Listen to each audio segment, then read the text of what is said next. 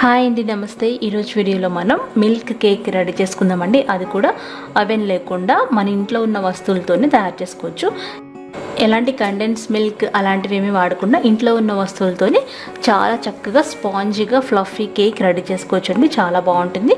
మీరు ఒకసారి కేక్ చేసి రుచి చూస్తారంటే ఎప్పుడు ఇలాగే చేస్తారనమాట. చాలా టేస్టీగా ఉంటుంది. అది కూడా ఓవెన్ లేకుండా తయారు చేసుకోవచ్చు. మరి ఎలా తయారు చేయాలో నేర్చుకుందామా? ఇలాంటి కొన్ని వంటల కోసం అత్తమ్మ టీవీని సబ్స్క్రైబ్ చేసుకుని బెల్ బటన్ని క్లిక్ చేయండి. అప్పుడు నా నోటిఫికేషన్స్ అన్నీ మీకు వస్తాయి. ముందుగా మనం ఇక్కడ కొలత గ్లాస్ కోసం ఒక టీ కప్ తీసుకున్నానండి. ఇప్పుడు పిండిని మనం మిక్సీ జార్లో కలుపుకుందాం. ఒక మిక్సీ జార్ తీసుకొని అందులో ఒక టీ కప్పు పంచదార పోయాలి.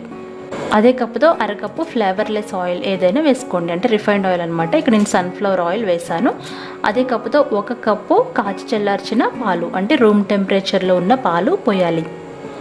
అందులో 2 టేబుల్ స్పూన్ల వెన్న వేయాలి, అంటే బటర్. దీని బదులు నెయ్యి కూడా వేసుకోవచ్చు. ఇప్పుడు ఈ పదార్థాలన్నిటినీ బాగా మిక్స్ చేయాలి.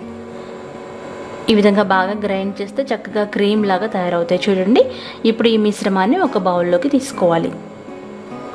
దాని మీద ఒక జాలిగరిటె పెట్టుకొని అందులో 2 కప్పుల మైదాపిండి వేయాలి.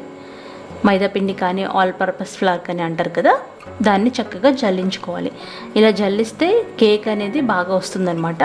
ఖచ్చితంగా జల్లించి తీరాలి కేక్ చేసుకునేటప్పుడు. ఇలా పిండి మొత్తం జల్లించిన తర్వాత దాన్ని కట్ అండ్ ఫోల్డ్ మెథడ్లో కలుపుకోవాలి. ఇదేనండి ట్రిక్. కట్ అండ్ ఫోల్డ్ మెథడ్లో మాత్రమే పిండి కలపాలి.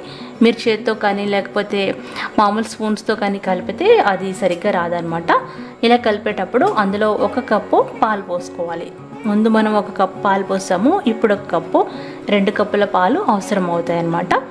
ఈ విధంగా బాగా కలుపుకుంటూ చూస్తారు కదా, ఈ కన్సిస్టెన్సీ వచ్చేంత వరకు కలుపుకోవాలి. ఒకవేళ అవసరమైతే పాలు మరిన్ని పోసుకోవచ్చు. ఇక్కడ నాకైతే కరెక్ట్గా సరిపోయిందనమాట. కొంచెం టైం పట్టినా సరే కట్ అండ్ ఫోల్డ్ మెథడ్లో మాత్రమే మీరు కలపాలి. లేదంటే మీ కేక్ ఫ్లఫీగా అస్సలు రాదండి, కుడుములాగా వస్తుంది.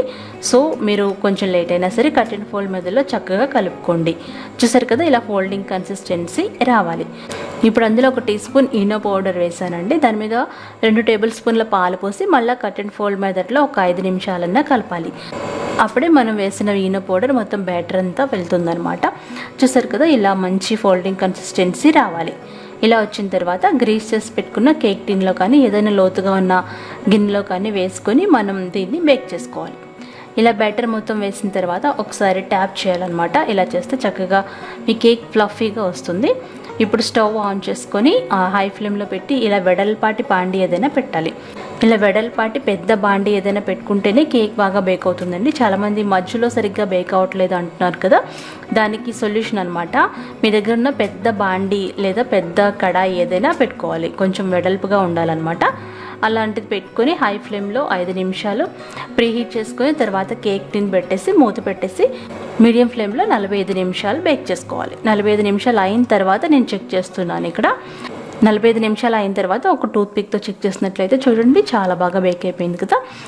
మీడియం ఫ్లేమ్లో మాత్రమే 45 మినిట్స్ ఉంచితే చక్కగా బేక్ అయిపోతుందండి. మీరు ఫ్లేమ్ని కూడా మధ్య మధ్యలో కదిలించకూడదు. ఇలా చక్కగా బేక్ అయిన కేక్ని బయటకు తీసి 1 గంట అయినా ఖచ్చితంగా చల్లారబెట్టుకోవాలి. ఇది కూడా ఇంపార్టెంట్ టిప్ అండి, చల్లారాలండి కేక్ బాగా చల్లారిన తర్వాత ఒకసారి చాకుతో ఈ విధంగా రన్ చేసి దాన్ని ఇన్వర్ట్ చేసినట్లయితే చక్కగా ఊడొచ్చేస్తుంది.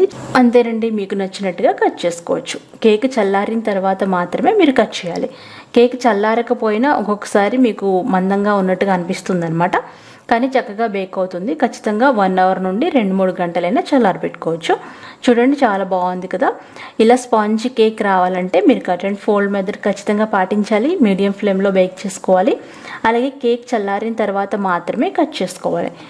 మీకు కావాలనుకుంటే చాక్లెట్ సిరప్తో గార్నిష్ చేసుకుని సర్వ్ చేయండి. మరి ఈ మిల్క్ కేక్ మీరు కూడా ట్రై చేసి ఫీడ్బ్యాక్ పంపించండి. ఈ వీడియో మీకు నచ్చినట్లయితే లైక్ చేయండి, షేర్ చేయండి, కామెంట్ చేయండి. నా ఛానల్ని సబ్స్క్రైబ్ చేసుకోండి.